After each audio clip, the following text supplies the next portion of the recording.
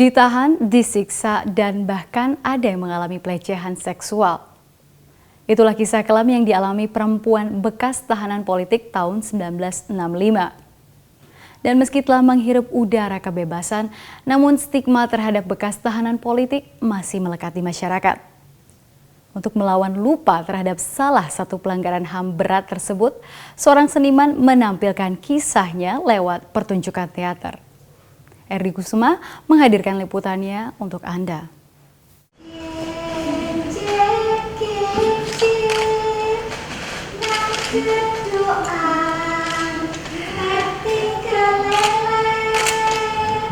Lagu yang disenandungkan tersebut berjudul Genjer-Genjer.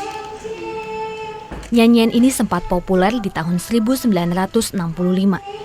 Namun lagu tersebut dilarang oleh pemerintahan Orde Baru karena diafiliasikan dengan Partai Komunis Indonesia. Apakah benar kamu ikut menari-nari tarian harum bunga sambil telanjang bulat di depan para jenderal? Dan apakah benar kamu menyayat-nyayat kemaluan para jenderal? Dan aku dipaksa harus menjawab, ya.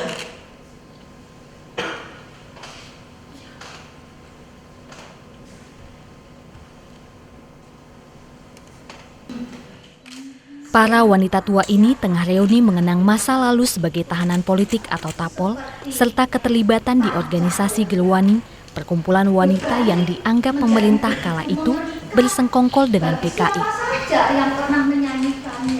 Hak mereka dilucuti, ditahan tanpa adanya kesempatan membela, hingga menjadi kisah duka mendalam. Sudah, Bayu. Untuk apa kita mengulang cerita itu? Sudah. Supaya cucuku tahu, supaya dunia tahu. Bayu, apa kalau seluruh dunia ini sudah tahu tentang penderitaan kita berdua, lantas nasib kita berdua ini berubah? Setiap kali kebengisan itu diceritakan kembali, apa Bayu mengalami apa yang saya alami, Bayu? Apa Bayu merasakan? Bayu tidak pernah kok dijarah-jarah, ditelanjangi awakmu ini, diselopot-selopot dengan puntung rokok, atau bahkan sampai disetrum.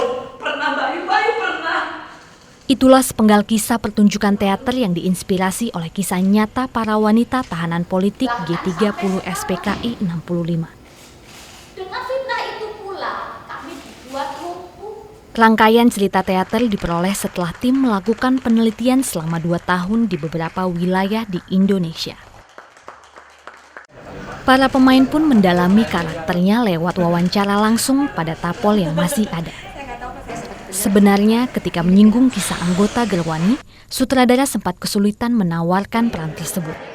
Ketika kita melakukan audisi, ada yang merasa takut, wah Mbak ini terlalu politis gitu. Terus akhirnya mereka mundur gitu, masih takut juga dengan kata Gerwani gitu. Mereka mundur, ada yang mundur. Tapi kita melakukan audisi lagi.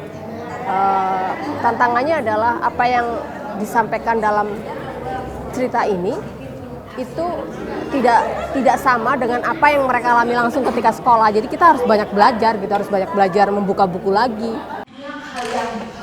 Ketika kami menghampiri wanita bekas tapol 65 yang masih bertahan hingga kini, beberapa potongan cerita teater tersebut dibenarkan.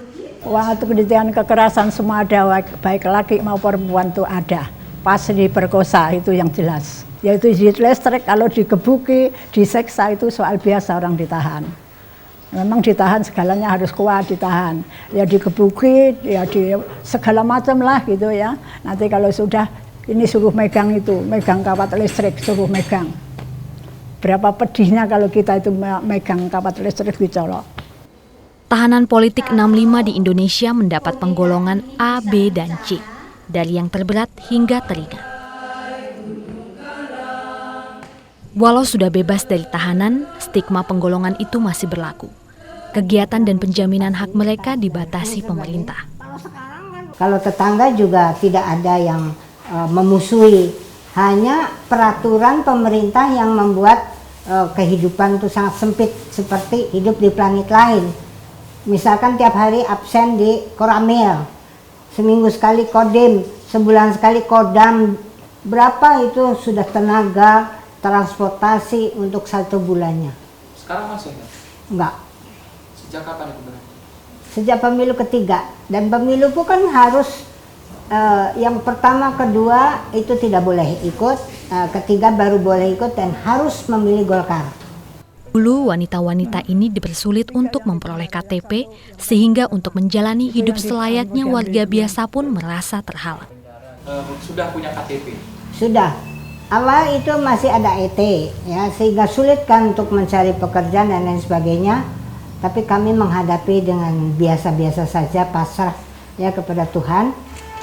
Kendati kisah mereka sudah terekspos luas, bahkan diangkat dalam pertunjukan, tapi usaha mereka untuk menghapus stigma penggolongan secara hukum masih berliku.